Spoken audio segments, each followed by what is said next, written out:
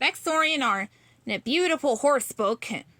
No, it is Sleeping Beauties, Aurora and the Joust.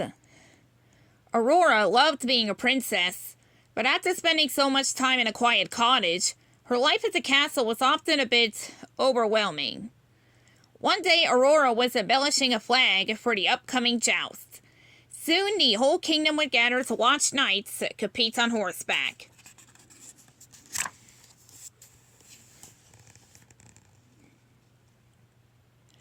Later, Aurora noticed that Samson, Prince Philip's horse, was refusing to follow the sable hand into his stall. Aurora rushed to investigate. "What seems to be the matter?" she asked. "Samson's just a bit restless," the sable hand explained. "The prince is traveling, so the horse won't get to compete in the joust," he continued. "It seems like we could both use the fresh air," Aurora said to Samson. "I'd like to take you to somewhere special."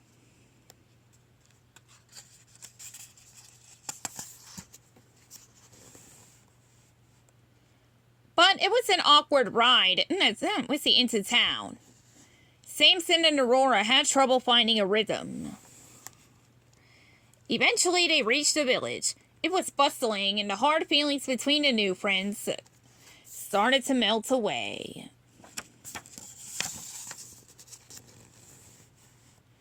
As they walked, Aurora and Samson got a closer look at village life. The carpenter and other locals were constructing the grandstands for the tournament. The blacksmith was forging a helmet for a knight. Just then, Aurora had an idea. "What if we compete in a joust together?" she whispered to Samson.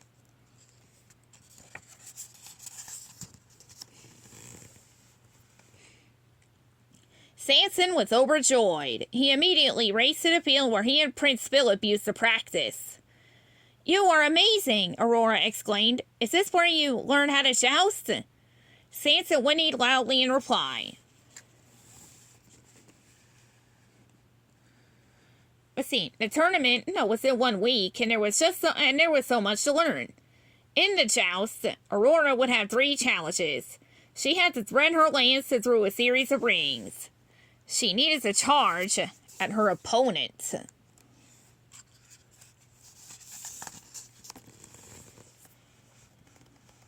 And she had to disarm the knight pitted against her. Practicing all 3 was fun, but for Aurora, spending time with Samson was the highlight of each afternoon. The night before the tournament, Aurora revealed her plan to her parents. "Since Prince Philip won't be present for the joust tomorrow, I'd like to compete in his place." Her father was nervous. "That seems dangerous," he replied. After a brief silence, her mother spoke. "You're a new kind of princess," she said. "It would be our honor to have you participate."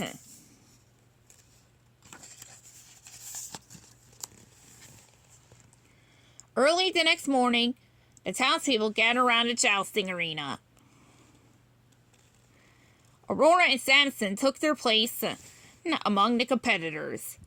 Their hearts raced. "No matter what happens," Aurora whispered to Samson, "we are a team."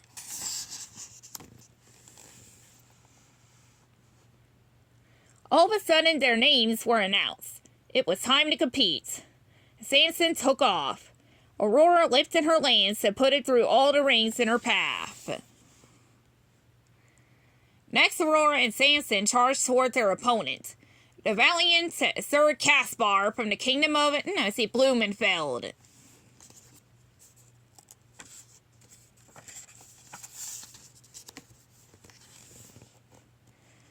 Finally, Aurora needed to disarm Sir Caspar. With her lance sturdy in her hand, she tried her best to win this last trial, but the weapons kept getting locked. She needed to try a different tactic. As Aurora was thinking, Sir Caspar sent her lance flying through the air. With her weapon gone, Aurora and Samson were defeated.